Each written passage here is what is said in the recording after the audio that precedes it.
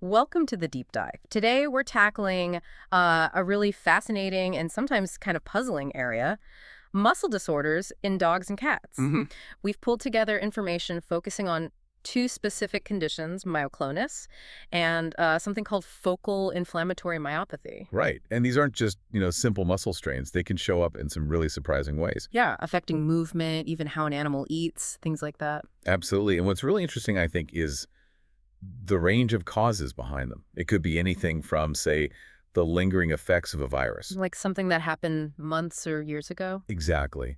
Or it could be the animal's own immune system sort of going haywire. And there are possible genetic links, too. Okay. So our mission for this deep dive is to really try and understand these conditions better. What are their key features? What might be triggering them? And what's the real impact on our pets' lives? Sounds good. All right, let's start with myoclonus. When we say myoclonus, what are we actually seeing in the animal? Okay, so put simply, myoclonus means involuntary muscle jerks, little spasms or twitches the animal can't control. Involuntary, okay. Yeah. And they can be rhythmic, like a beat, or totally irregular. It's quite variable how it presents. Think of it like um, faulty wiring. Faulty wiring, I like that. A short circuit causing a twitch. Pretty much, yeah. A sudden unwanted signal telling a muscle to contract. Gotcha. And our sources say these jerks can be focal just in one small area, right? Like an eyelid. Correct. Or generalized, Yeah. affecting muscles all over. Or even multifocal. Multifocal, Yeah. meaning popping up in different places. Exactly. Sometimes those different areas twitch together, sometimes completely out of sync. It's not always random, is it? Sometimes something specific sets it off. Precisely. That's called reflex myoclonus. So a light touch, maybe a sudden noise. That sensory input can trigger a jerk. Hmm. And what's really odd is that these can happen even when the animal is completely relaxed, even when they're asleep. Wow, even during sleep. So if this involuntary twitching is happening, what's actually going wrong inside? What system is malfunctioning? Well, the problem usually stems from the central nervous system, so the brain and spinal cord. Okay. Specifically, it seems to involve the lower motor neurons. Those are the nerves going directly out to the muscles, and also interneurons, which are like relay stations within the CNS. Right. And for dogs, a really big cause mentioned is canine distemper virus. Yes, that's probably the most frequent cause we see linked to myoclonus in dogs. Distemper, which we often think of with puppies. So the virus damages these neurons, and that leads to the jerks maybe much later on. That's the current thinking, yes. Yeah. The idea is that the damaged neurons might develop this sort of abnormal electrical excitability, like a constant misfiring. Okay, that makes sense. Hmm. But distemper isn't the only thing that can cause this kind of CNS issue, right? No, definitely not. Other types of brain inflammation, encephalitis, or degenerative diseases affecting those motor pathways can also be culprits. The sources even mention some less common things like lead poisoning or reactions to certain drugs like propofol anesthesia or intrathecal morphine. Wow, okay. And then there are the congenital forms, things animals are born with, Yes, exactly. And these often seem to have a genetic component. like that familial reflex myoclonus in labs and Dalmatians. That's a key example. And what's striking there is how early it appears, usually in the first, 3 weeks of life. And it sounds pretty severe, triggered by normal things affecting all the limbs, the head, needing help to stand. It can be, yes. Yeah. It really highlights how debilitating it can be. Then you have conditions linked to something called spongy degeneration. Spongy degeneration. Sounds serious. It is. It's a progressive disease affecting the brain and spinal cord. And we've seen myoclonus alongside it in breeds like Silky Terriers, Samoyeds, Seleucus, even Labs again. Huh. Different breeds, different ages when it starts. Yeah, the onset age varies. And it's Okay. not just dogs. It's been reported in Egyptian mouthcats, too. Okay, so quite a spectrum there. Let's go back to distemper for a second. If someone suspects myoclonus might be linked to distemper that happened earlier, what signs should they look out for? Well, often the myoclonus itself shows up after the more typical distemper signs have gone away. The upset stomach, cough, runny eyes, and nose. Right. A key thing is that the jerks keep happening even when the dog is resting, sleeping, or even under light anesthesia. Mm. The frequency tends to stay pretty consistent for that individual dog. Okay. And it's really important to remember the actual distemper illness might have been months or sometimes even years before the myoclonus starts. It's often seen more in the chronic stage. That delay is a crucial point. And what about signs linked to that spongy degeneration? Those can be quite varied. Often you see tremors, muscle stiffness, spasticity, maybe that arched back posture, opisthotonos, plus the myoclonus. Mm-hmm. And interestingly, there was even a case mentioned of a cat on chlorambucil for lymphoma developing myoclonus. So medications can sometimes be a factor. Right. So during a physical exam, if a vet thinks it might be distemper-related myoclonus, what are they looking for specifically? Most often it affects the chewing muscles, Mm. the masticatory muscles, Yeah. and the leg muscles. Sometimes you might even see some weakness, paresis, in the limb. Okay. And the vet will look for other clues of past distemper, like the hard pads, any residual discharge, or checking the back of the eye for chorioretinitis. If there are other neurological problems too, that suggests distemper might have hit multiple spots in the nervous system. And distinguishing myoclonus from other twitches or tremors, how Well, do vets do that? Because I imagine it could look similar to a layperson. that's a good point. The key is really the speed of the jerk. Myoclonus is usually much quicker, more sudden than, say, a tremor, which is more of a quiver. Mm-hmm. And crucially, the animal has zero voluntary control over it. Right. Completely involuntary. Yeah. And with the congenital forms, you often see it in young animals that seem otherwise fine, but like you said, getting excited or stimulated can really ramp up the jerks. And for diagnosing distemper-related myoclonus specifically, what are the main flags? History is huge. Was the dog unvaccinated? Did the jerks start around the time of an acute neurological episode or way later when the dog seemed better? And like we said, it can affect just one limb or many or the face or those chewing muscles. Okay. The sources also briefly mention differentiating it from things like Lafora disease or myoclonic epilepsy. What's the difference there? Right. With the Lafora disease, you usually see other seizure types as well, not just the myoclonic jerks. And often there's a change in the animal's awareness or mental state. Mm-hmm. Myoclonic epilepsy tends to cause more widespread jerks, often affecting muscles closer to the body, proximal flexor muscles, and they get worse with stimulation and movement. So it's about the pattern and other signs. What about basic tests like blood work or urinalysis? Are they helpful? Often for the congenital types and the post-distemper kind, those tests come back normal, Mm. which is useful in itself, I suppose. But if it's another acquired cause, those tests might show signs of an underlying infection or disease process. And for acute cases, an MRI can be really valuable for looking at the brain structure. Okay. And more specialized tests. What else might be done? If it's a sudden onset with other neuroscience, analyzing the cerebrospinal fluid, the CSF, can help. Serology looking for antibodies and imaging are also key. Uh-huh. Sometimes EEG to measure brain waves or EMG for muscle electrical activity are used to help tell it apart from, say, myoclonic epilepsy or a peripheral nerve problem. Okay. So once you have a diagnosis, how is myoclonus treated? Well, if there's active inflammation still going on, active encephalomyelitis, treating that is the priority. Makes sense. Beyond that, encouraging exercise as tolerated is good, and keeping up nutrition is important. But unfortunately, for some severe congenital forms like that familial reflex myoclonus, if it really impacts quality of life, Yeah, the prognosis isn't great. that's tough. Are there medications specifically for the myoclonus itself? Sometimes. For the chronic, sort of stable post-distemper myoclonus, if the jerks aren't too bad, treatment might not even be needed. Okay. But if they are bothersome, a drug called procainamide can sometimes help lessen them. Gabapentin has shown some benefit in tremor syndromes, potentially here too.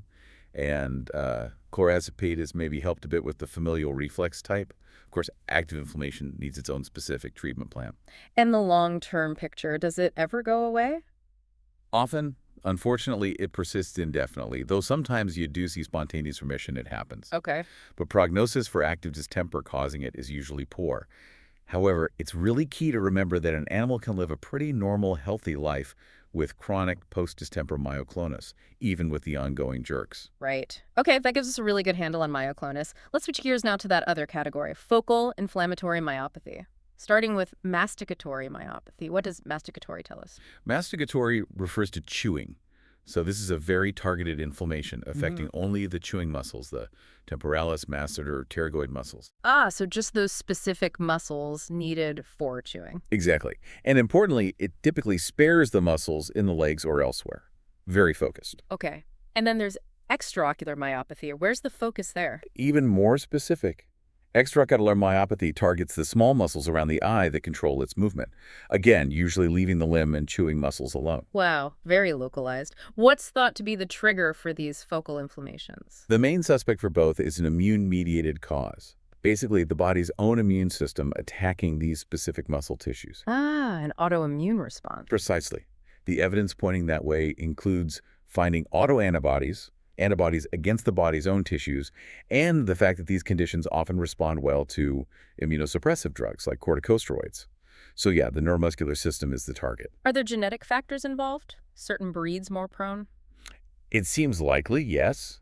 While the exact genes aren't all mapped out, having the right or maybe wrong genetic background probably predisposes an animal. We definitely see a familial pattern of masticatory myopathy in Cavalier King Charles Spaniels, sometimes starting under 6 months old. Wow, that young. Yeah. And for extraocular myopathy, there seems to be a predisposition in golden retrievers. Canine genomics is a growing field, so maybe we'll pinpoint specific markers down the line. Interesting.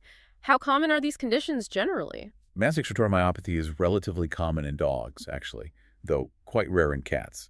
Extraocular myopathy may be less common overall, but definitely seen particularly in Goldens. And some breeds get hit harder with the masticatory type. Yeah, severe forms seem more prevalent in breeds like Rottweilers, Dobermans, Samoyeds, and those Cavaliers we mentioned. Okay. So what general signs might make you suspect masticatory myopathy? It usually revolves around problems with jaw movement, maybe pain in that area, and then muscle wasting atrophy of those chewing muscles.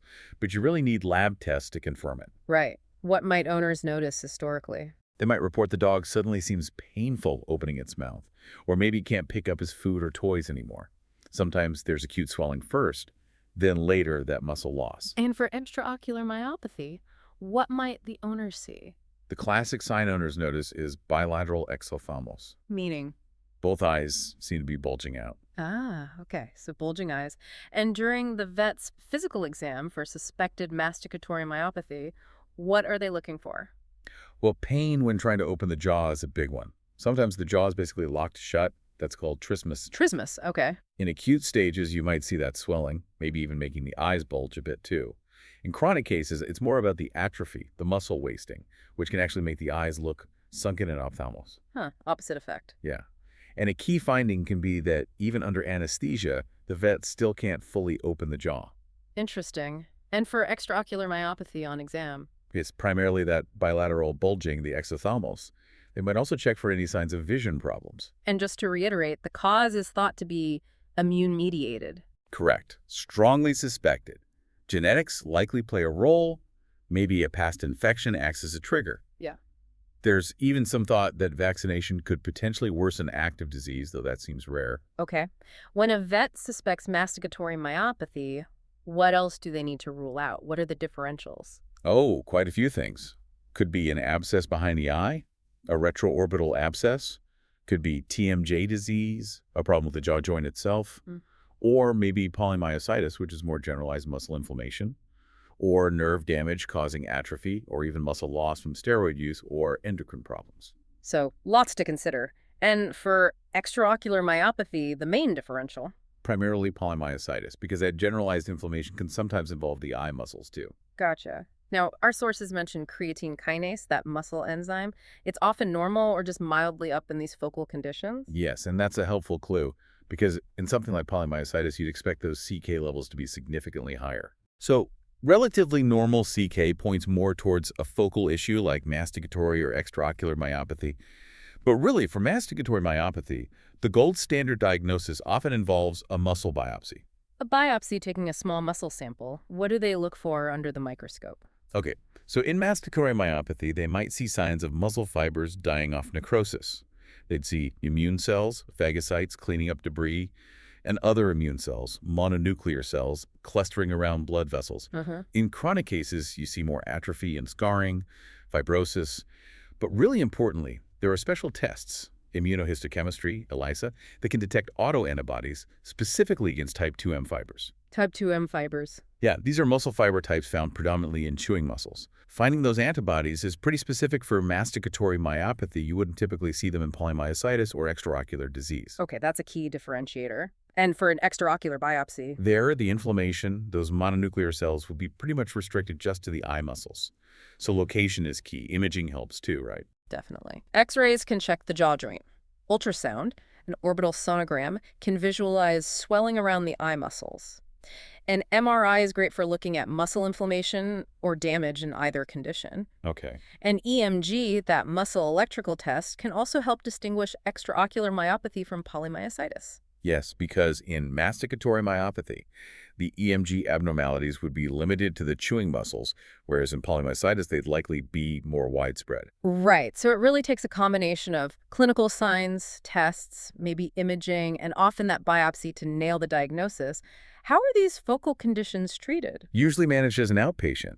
But if masticatory myopathy is so severe the animal literally can't eat, sometimes a temporary feeding tube, a gastrostomy tube, is needed for nutrition. Makes sense. Diet changes. A masticatory myopathy, starting with liquid or soft, mushy food is usually best. And medication. I'm guessing steroids, given the immune suspicion. Exactly. Immunosuppressive doses of corticosteroids are the main treatment for both conditions. High doses initially. Typically, yes, then tapered down slowly, based on how the animal responds.